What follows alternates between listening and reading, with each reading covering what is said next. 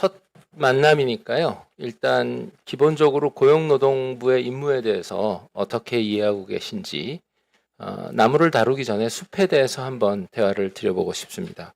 고용노동부의 기본 업무에 대해서 임무에 대해서 장관님이 요약하고 계시는 이해는 무엇입니까? 저희들 업무 보고 때 말씀드렸지만 모두가 행복하게 일할 수 있는 나라를 만드는 것이 고용노동부의 존재 이유라고 생각합니다. 네, 조금 더 제가 드라이하게 말씀드리겠습니다. 고용정책과 노동정책이죠. 네, 그렇습니다. 예, 그래서 대한민국 전체의 고용 상황을 파악하고 그 속에 있는 노동의 문제를 해결해 가는 것. 예, 그렇게 해서 말씀하신 행복한 일하는 사회로 가는 것이겠죠. 네. 대한민국 전체 인구는 5천만입니다. 예, 생산 가능 인구는 기억하고 계시는지요? 3천만 명, 2,900만 명 정도로. 아닙니다. 생산 가능 인구는 3,500만이고 취업자가 2,900만입니다. 네. 2,900만 중에서 가장 많은 근로자가 취업하고 있는 업종은 알고 계십니까? 제조, 건설. 1등은 음식점과 주점업입니다. 아, 그렇습니다. 2등 여기 한 200만 명 이상 근무하고 계세요. 음식과 주점업. 주점업이. 예, 여기 산업분류 통계에 보시면 그러면 장관님이 다루셔야 하는 최저임금은 이분들에게 영향이 가겠습니까? 안 가겠습니까? 최저임금 적용 대상자가 340만 명을 추계하고 있는데 네. 포함될지 대다수가 포함될지 모르겠습니다. 대다수가 포함이 됩니다. 그래서 최저임금에 대해서 제조업도 목소리가 있을 것입니다. 그런데 직접적인 영향과 가장 광범위한 영향은 이분들에게 갈 확률이 있습니다. 네. 이것에 대해서 균형된 시각을 당연히 가지셔야 합니다. 네. 예.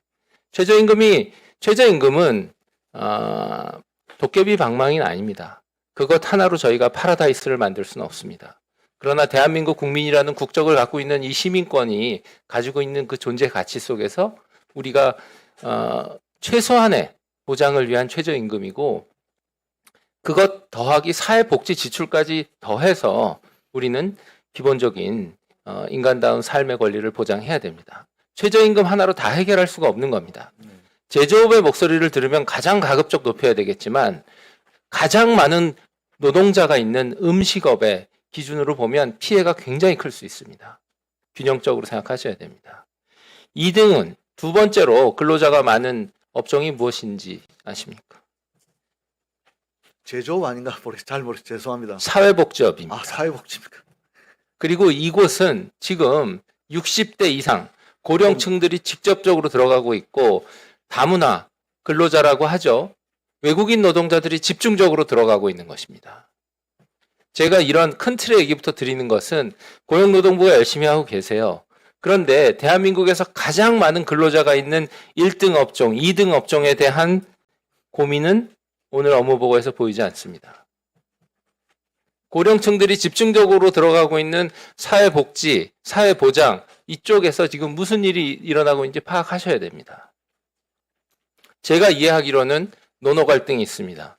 왜냐? 외국인 노동자가 들어오고 있고 그 다음에 또 외국인 노동자가 들어오는데 우리나라 최저임금 적용이 되고 있기 때문에 너무 비싸다.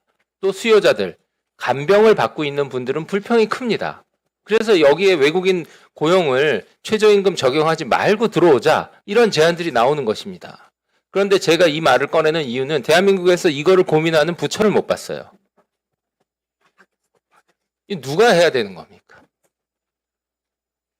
간병에 많은 외국인 노동자들이 들어오고 우리나라 고령층도 들어가는데 막상 너무 비싸다.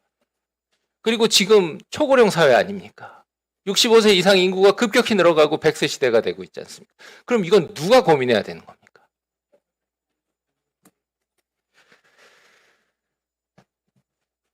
(3등은) 고용 교육 서비스업입니다. 여기도 한 200만 명 가까이 근무하십니다. 이쪽은 정규직 교직원들과 아마 학원 이쪽일 것 같은데 제가 토론을 생략하겠습니다. 네 번째는 소매업입니다. 취업자들. 소매업은 지금 디지털 전환과 이커머스로 인해서 직격탄을 받고 있는 것입니다. 이곳에서 일하는 근로자들에 대한 고민은 누가 하는 것입니까? 중소기업부에 소상공인을 다루는 쪽이 있습니다. 그쪽에서 얘기를 좀 듣긴 했습니다.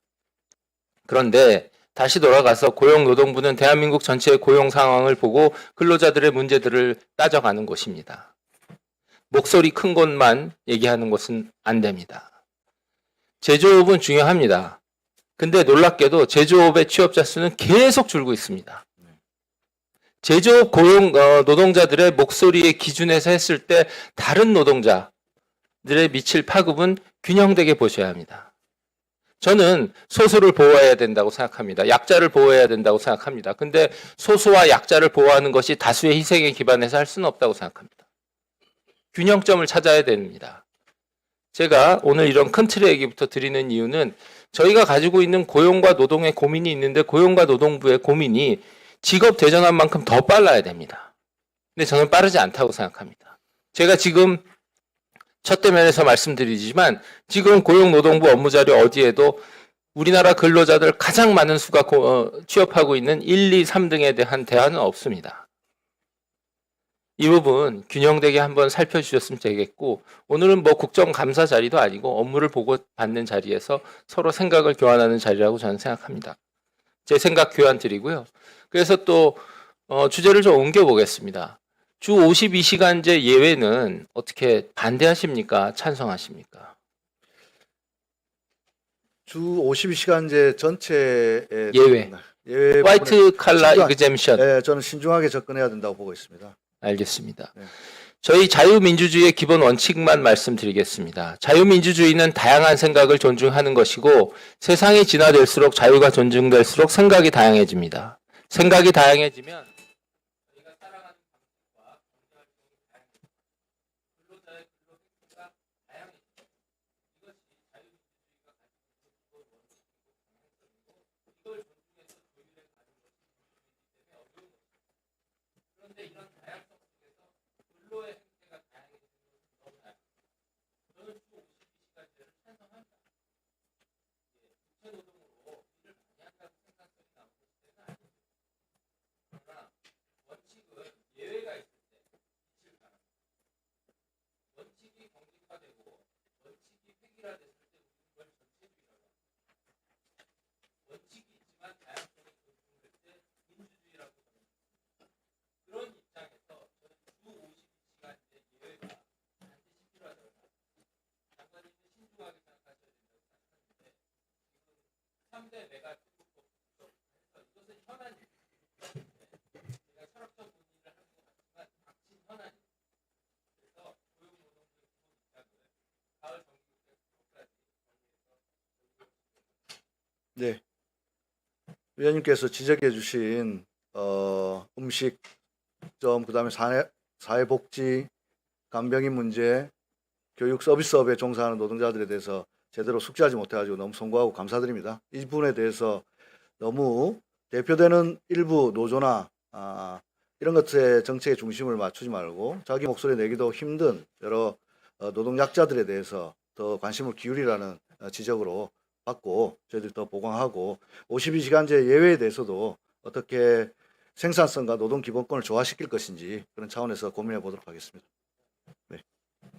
네, 박수민 위원님 수고하셨습니다. 다음